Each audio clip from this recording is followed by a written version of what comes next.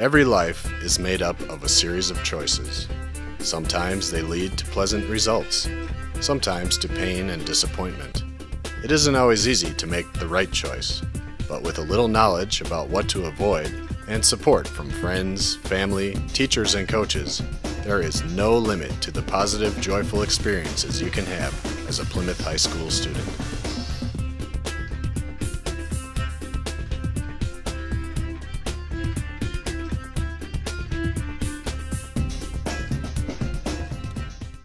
I think PHS is a great place to be a student because there's plenty of extracurricular activities that you can get involved in, plenty of different clubs to do and plenty of different sports. And it's kind of nice that it's a pretty small school so you can get to know everybody and make a lot of friends. I definitely think there's a drinking problem, and I think what's more the problem is that we don't address it or acknowledge it because we think it's kind of an awkward topic. I had friends who were drinking and I knew people who were drinking. And it affected me too, because there was one point in my swimming career at Plymouth that someone did get involved with the drinking, and it affected us going to state and how we performed at state. And the most dangerous times that kids would probably be drinking that parents should be aware of is, I would say number one is New Year's, because lots of kids get together and have parties. Last New Year's I was with two friends who were in college, and our original plans were to go to my friend's house and play video games all night. But I knew all my other college friends were in town, and there's a party at a friend's house. And a lot of my former teammates from high school who are now in college were there, and they were drinking. And I just wanted to have fun with them. They were doing it, so I was like, well, I might as well just do it too and have fun with them. The difference between parents drinking and kids drinking is that parents casually drink a lot of the time. It's just more casual, you know, have a beer, a glass of wine here and there. Kids go all out crazy. I got drunk, and I was drunk and sick by at least 10 p.m. and it was just a terrible night. I was throwing up, people were holding garbage cans for me, and I was puking for over an hour. And I woke up the next morning, I slept in my puke. I came home and my mom was wondering why I was throwing up in the kitchen sink, and I was like, oh, I think I just have the flu, and I lied to her.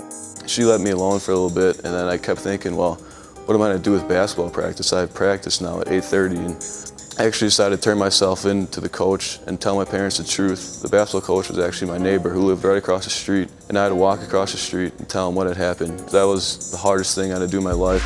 There are a lot of things that a student loses when there's a violation of the athletic code. If they get caught drinking or whatever it is that leads to an athletic code violation. One of the most important things is that they lose the opportunity to perform with their fellow athletes or their fellow members of the play.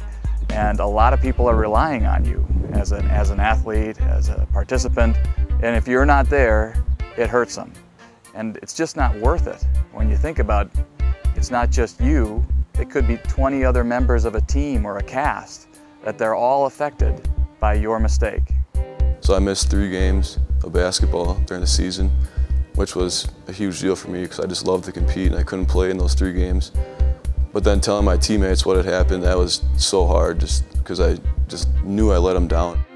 Sometimes parents hold parties or take the keys and the kids all stay over and the parents are aware that the kids are drinking, and it just sets a bad example because if you enable the behavior, whether you cover for them afterwards and lie for your kids, or you allow it to occur and you condone it in the first place, what you're sending them is a message that it's okay to break a rule or to sidestep a rule, and it really doesn't do much for their integrity.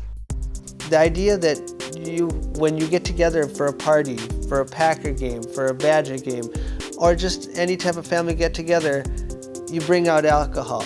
And that culture says that in order to have fun, you need to have alcohol. It's not that alcohol itself is wrong, but the idea that you need to have alcohol in order to have fun, it permeates into the adolescent. When teens get together, they think they need to get wasted to have fun. They need something else besides each other's company in order to have a good time. When we look at the athletes or the students who are less likely to be involved in alcohol, most of them have come from a family that doesn't make alcohol as a big part of their get-togethers, and they don't make it as an abusive thing. They don't binge drink.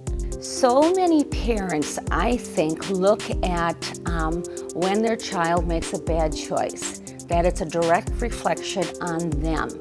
And they don't want to look bad, so they bail their kids out. They have to be responsible and accept the consequences of their choices. Those are the lessons that if we can teach our children now, they won't be paying that big penalty someday later on in their lives. One of the major reasons that the athletic code exists in the first place is because we want to keep you safe. We want to make sure that you're at your best as a developing young person. Your brain development is impaired at a very important stage in your development when you use alcohol and drugs. Well, we know that the adolescent brain, the teen brain, is much different than the adult brain. So a teen starting alcohol, a teen starting cigarette smoking, a teen starting prescription drugs, they're more likely to be addicted when they get older. When we look at the top drugs that kids use right now, 8 out of the top 10 drugs are prescription drugs. They're not your cocaine, they're not your methamphetamine, these are prescription drugs. So kids have an idea that just because they're prescribed that they're safe. Adding alcohol is like boosting that effect. These are all things that are affected by the pleasure centers of the brain, and that makes them more addicting, especially in a teen brain. When we get a call regarding a possible underage drinking situation, could be a party at a residence, we do investigate those incidences promptly.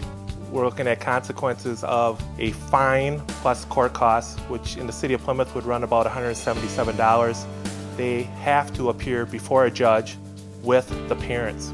The judge has the option of making you attend a 12-week alcohol support group at Lakeshore Technical College, and also your driver's license could be suspended on a first offense up to 30 days. Second, third offenses, it can be anywhere up to 2 years. If there's any license suspension, that will take place on the first day that they obtain their license. The athletic code, once you've signed it, goes all year round.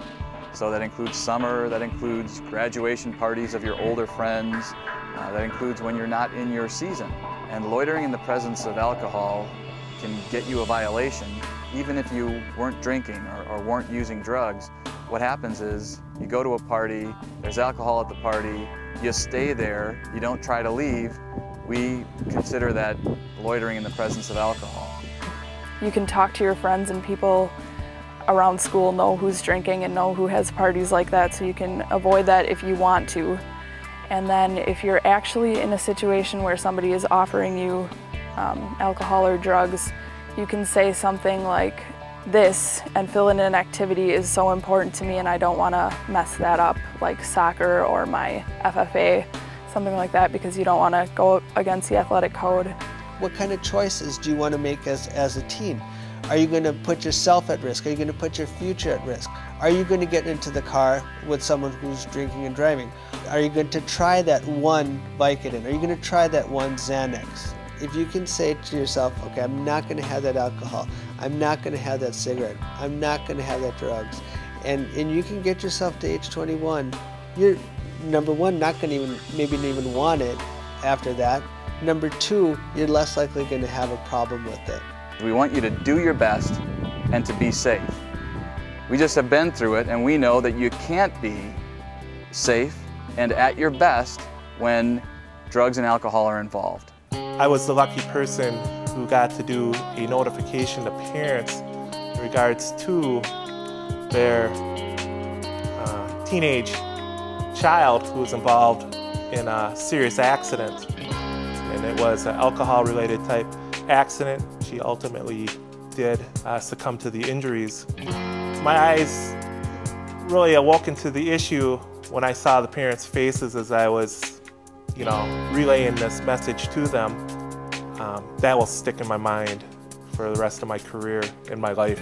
Now I'm currently a student and athlete at University of Kentucky, and I swim there, and I am on a partial scholarship. And I believe that if I would have drank or did some of the things that some of these students are doing now, it would have greatly affected my, chances, and I wouldn't have the scholarship. Nobody looks back on high school and wishes that they would have been drunk more. I just wish I could take it all back. And I just learned that you need to set a good example. You can't let people down like that, especially the young kids. And I hope that by doing this right now, I hope the younger kids that are coming up in a couple of years don't make the same mistake I did. It's something that the choices that you have to make, and if you can make a positive choice, it could save you for the rest of your life.